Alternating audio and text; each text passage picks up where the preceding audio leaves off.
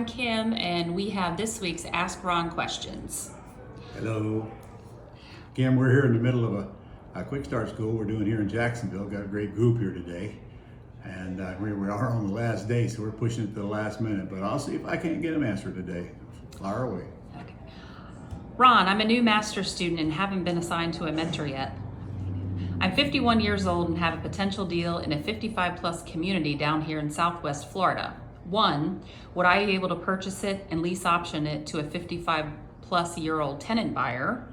Or does being a 55 plus community disqualify me from buying in the first place? No, nobody can stop you from buying, but you would have to comply with the rules to put a tenant buyer in there. And if you haven't been signed a mentor yet, I'd want to know why. You better get a hold of the office and find out, what's the holdup if it's been more than a couple, 3 days. And get on with that, and your mentor can guide you through that process. Where does he live again? Does he say where he lives? He lives in Southwest Florida, and he also wanted to know if you even recommend 55 plus communities for deals as it shrinks your buyer's pool. I have no problem with it at all. You only need one buyer for each house. Okay, how much should I expect to pay a real estate attorney to close the purchase of a single family home on a wrap and to close a single family house on a lease option deal? The state would be Alabama. Oh, okay. I don't know. I pay $650 for my attorney in and another $650 going out, which the tenant buyer pays. You're going to have ask that question to your real estate attorneys where you live, and if you don't have one, start asking around with other investors and other people that would guide you to a good real estate attorney and have that conversation with them. But it should not be more than a few $100s, especially in Alabama.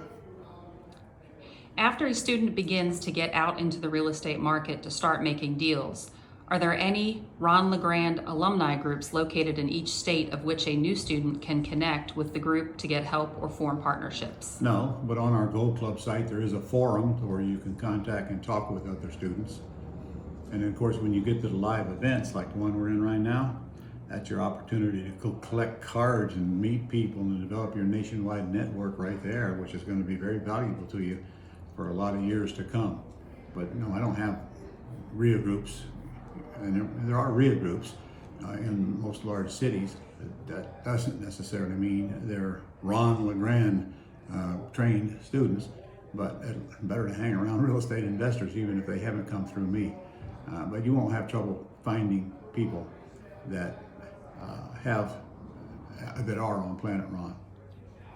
What happens if I buy subject to and sell contract for dead and the seller decides to pull out after a couple years? Okay, well that's a question that leads me to believe you haven't been trained. Once you take the title from the seller can't pull out. All right, you don't even need the seller anymore, and there's nothing for you for them to do. They've transferred ownership of the property for you. They can't get it back. It's that simple. So when you're buying subject to, there's not even a note mortgage back to them. So you're not buying on a wrap. A seller is totally out of the deal. They can't pull out. When talking to sellers, I'm finding the length of term to be a sticking point with them. For example, they want 2 to 3 years. What are some good talking points to handle this? Okay, Kim, I will pretend you're that seller and I'm the buyer, and we're going to have this conversation. All right, which is all already scripted, by the way, in my training systems. So here we go. You're asking me, Kim, well, when are you going to pay it off, right, Kim? Yes. All right. Well, Kim, gosh, I don't know. Some people give me 30 years. Some give me less. What's the longest that you can get me to pay it off? I don't know. Well, the onus is back on you now. It's your question. So now you just told me you wanted to pay it off in a couple of years, right? Yes. Okay. Gosh, I haven't done one since I can remember in less than 10 years. So can you at least give me 10 years? I'll think about it. Well, that might work for me. all right. Well, if you can give me 10 years, then we got a deal. Okay. All right. Well, you're too easy. Don't you want to fight me on it a little bit? No. No? Okay. So you just want to get this over with, right? So anyway, I'm going to ask them the questions, make them answer the questions with questions, and I'm going to answer their questions with questions, and that's how you get more of what you want. Let them tell you the most they can give you. You keep working them down. Now, let's say work on her and I can't give her more than 3 years. Well, if I absolutely have to have more than 3 years, I'm just going to tell her, well, that's a deal killer for me. I'm going to have at least 5 years to make it work for me. Okay. What paragraph or language in your personal sales agreement that gives the benefit of principal pay down to the buyer or seller? You don't need a paragraph. If I'm taking over their debt subject to, I own a house, I'm automatically getting the pay down. If I buy it on a wrap, obviously the attorney that creates the note that goes with the wrap is going to be an amortizing note. There's nothing in my contract that says I get the benefit of debt pay down. Whoever's making the payments on the debt gets the benefit of the debt pay down. You recently said you won't buy, lease, or option any property where the HOA must approve a tenant. Do most HOAs do this? No. Most of them are okay with a tenant and they don't have to approve them, but there's always exceptions, for crying out loud. Don't forget, there might be a property that I want to buy, but I don't have to lease option it to make a profit on it. And if I can buy it way below market value, I can always put it right back on the market and sell it. Nobody can stop me from doing that. And if I can buy it and then sell it with owner financing if I want to as well. The HOA can't stop you from doing that either. So if there's enough money in it, I'll just work out another exit other than putting a tenant in the house. In your Pretty House Terms course, you mentioned that Canadians don't use land trusts. All that we have available is a federal or provincial corporation. You have LLCs. If I have a corporation in Canada, I will be double taxed. Once on the money the corporation makes, once on the money I make from the corporation. How do I avoid this? Well, I don't believe that is true, because I think what you're saying is if I get dividends out of my corporation, then that is true. The company don't get to write that off, and that you got to pay taxes. But I don't know about Canada, but in America, if I get dividends out of my C corporation, I'm only going to personally tax on it at 15 to 20%. However, the corporation's got to pay the tax on, because they can't deduct the dividend as an expense.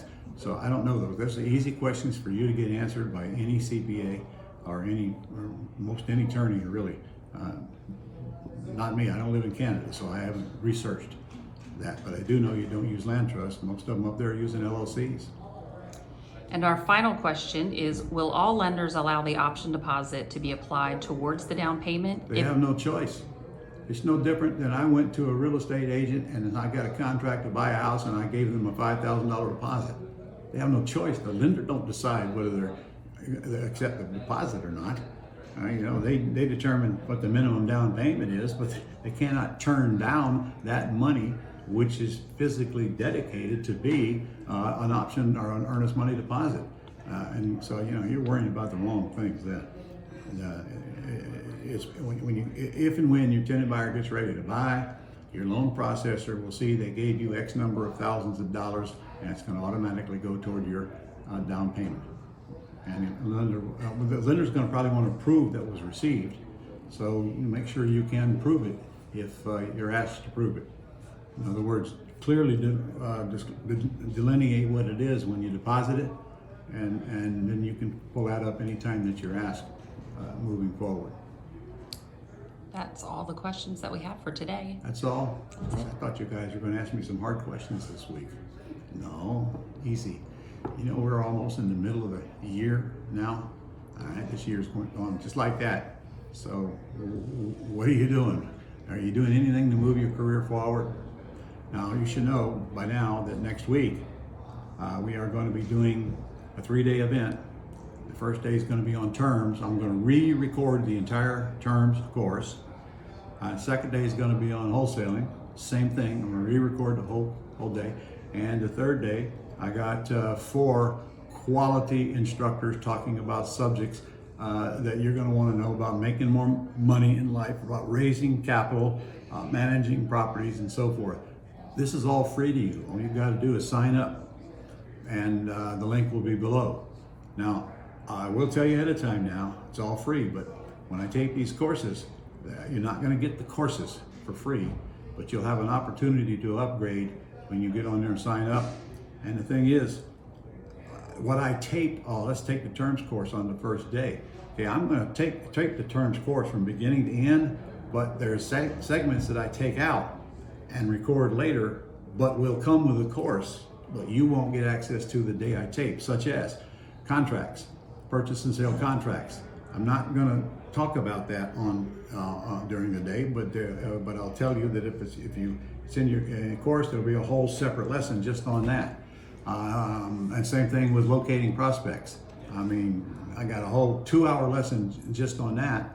It'll be in your course, but we won't be discussing it the first day. And in addition to that, the only way you can get the manual is if you upgrade. I'll be showing it page by page as we go along, but you won't be able to get that manual unless you upgrade. So think very seriously about upgrading. I think it's only $8.97. And think about this now. Oop, that must be my wife calling for bread or something.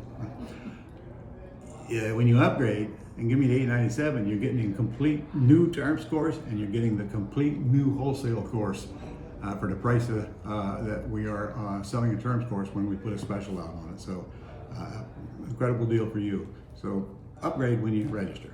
Other than that, I'll see you next week, same time, same channel. It'll be, let me see, I'll be teaching most of the week, but we'll get it in there, and you'll get the Q&A on Friday as usual. See you then.